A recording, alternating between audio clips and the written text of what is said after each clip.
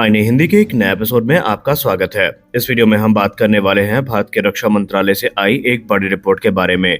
दोस्तों, advance medium combat aircraft engine programme की जब भी बात होती है तो हम सिर्फ 2 कंटेंडर्स के बारे में बात करते हैं या मैक्सिमम 3 कंटेंडर्स के बारे में बात होती है। इसमें से basically general electric, Rolls Royce और सैफरान का नाम ही सबसे सामने आता है। जहां पर एक तरफ जनरल इलेक्ट्रिक अपना F414 पर आधारित पावरफुल इंजन जो कि इनहैंस परफॉर्मेंस इंजन है वो ऑफर कर रहा है, जिसको लेकर वो क्लेम करते हैं कि 110 किलोन्यूटन का थ्रस्ट इससे प्राप्त किया जा सकता है, जो कि एमका की रिक्वायरमेंट को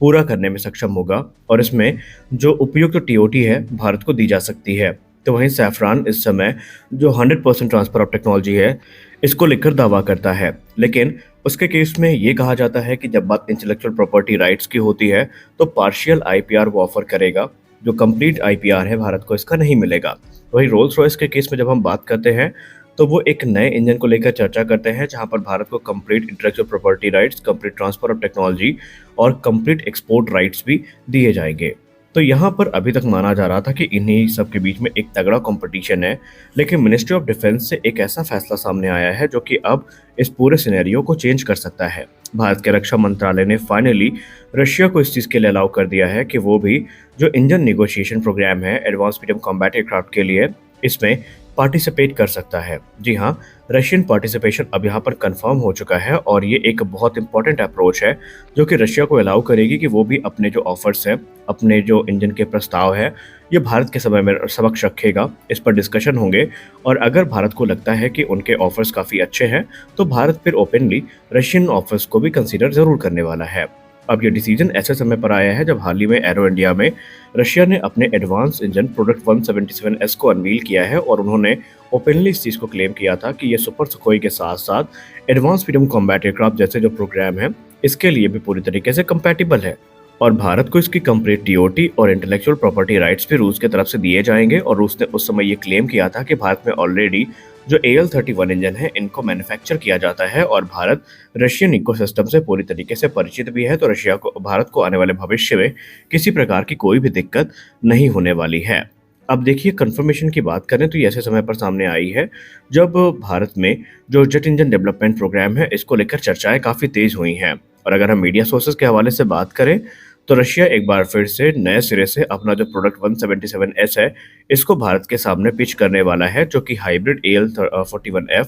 और AL-51 के बीच का इंजन होने वाला है। यानी इसमें आपको कुछ टेक्नोलॉजी AL-41 तो कुछ टेक्नोलॉजी AL-51 जो कि अंडर डेवलपिंग इंजन है उससे यहाँ पर बोरो करी गई है। और रूस ये क्लेम करता है कि ये एक 5th जनरेशन टेक्नोलॉजी से इक्विप्ड इंजन है जो कि भारत की सभी ज़रूरतों को पूरा करने में पूर्णतया सक्षम है। अब अगर हम advance medium combat aircraft programme की बात करते हैं तो उसके परिप्रेक्ष्य में जो प्रोडक्ट 177S है इसको काफ़ी महत्व दिया जा रहा है, क्योंकि इसको लेकर ये कहा जाता है कि ये इंजन इस प्रकार से डिज़ाइन किया गया है कि ये हमारे जो एयरक्राफ्ट है उनको सफिशिएंट थ्रस्ट प्रदान करेगा। इस पे थ्रस्ट लेवल काफ़ी इंक्रीज़ किए गए हैं, इसकी फ्यूल एफिशिएंसी काफ़ी इंप्रूव हुई है और इसकी सर्विस लाइफ को भी एक्सटेंड किया जा चुका है और इसे भारत के एमका प्रोग्राम में एक स्ट्रॉन्ग कंटेंडर के तौर पर भी देखा जा रहा है। प्रोडक्ट 177S इंजन को रशिया की जो यूनाइटेड इंजन कॉर्पोरेशन है जो कि रोस्टेक के अंतर्गत आती है, इनके द्वारा विकसित किया गया है और ये रशियन इंजन टेक्नोलॉजी में एक बहुत बड़ा लीप है। आप कह सकते हैं कि ये एक हाइब्रिड डेरिवेटिव है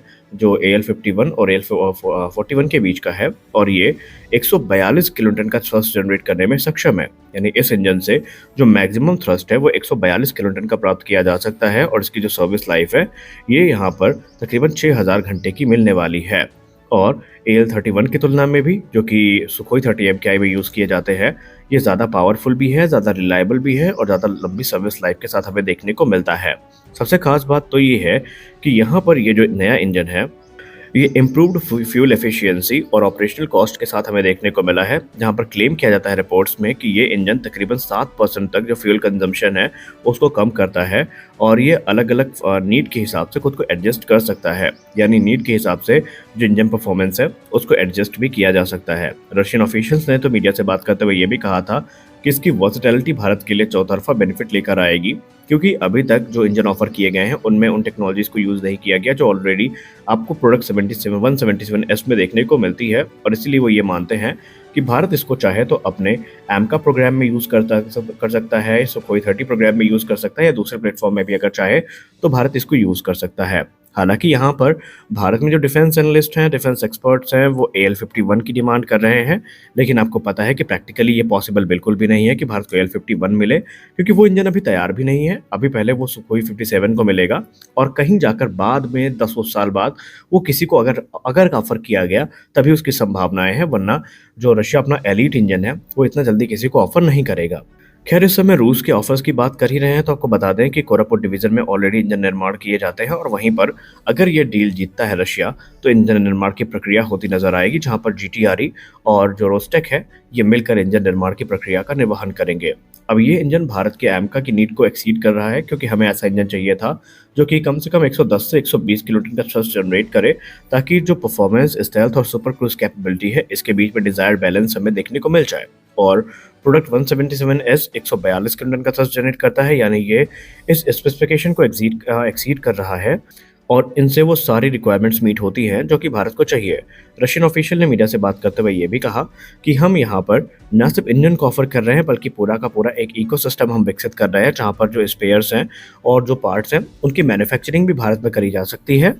और आने वाले भविष्य में ये जो इंजन है इसको फर्दर ऑप्टिमाइज भी किया जा सकता है, जहाँ पर 2D फ्लैट नोजल डिज़ाइन को इनकॉर्पोरेट करने की बात करी गई है। अब अगर आपको 2D फ्लैट नोजल डिज़ाइन नहीं पता तो आप F-22 रैप्टर को तो ज़रूर देखे होंगे। आपको F-22 रैप्टर की जो इंजन नोजल्स हैं जो देखने को मिलती है वो same 2D flat nozzle design पर आधारित है, और यही 2D फ्लैट नोजल डिज़ाइन आने वाले भविष्य में प्रोडक्ट 177S में भी हमें देखने को मिल सकती है, जिससे कि इसका जो इंफ्रारेड सिग्नेचर है और स्टेल्थ कैरेक्टरिस्टिक्स है वो काफ़ी इंप्रूव होंगी और ये कॉन्टेस्टेड एयर स्पेस में एमका को इनविजिबल बनाए रखने में एक महत्वपूर्ण भूमिका निभाएगा। लेकिन क्या रशिया का रास्ता इतना आसान होने वाला है? बिल्कुल भी नहीं, क्योंकि ऑलरेडी सैफ्रॉन और रोल्स रॉयस अपनी ताकत को झोंक चुके हैं और अभी तो इंजन का करंट स्टेटस की बात करें तो कुछ भी पता नहीं चल रहा है कि किस स्टेट में है। बस इतनी रिपोर्ट से बताया जा रहा है कि जो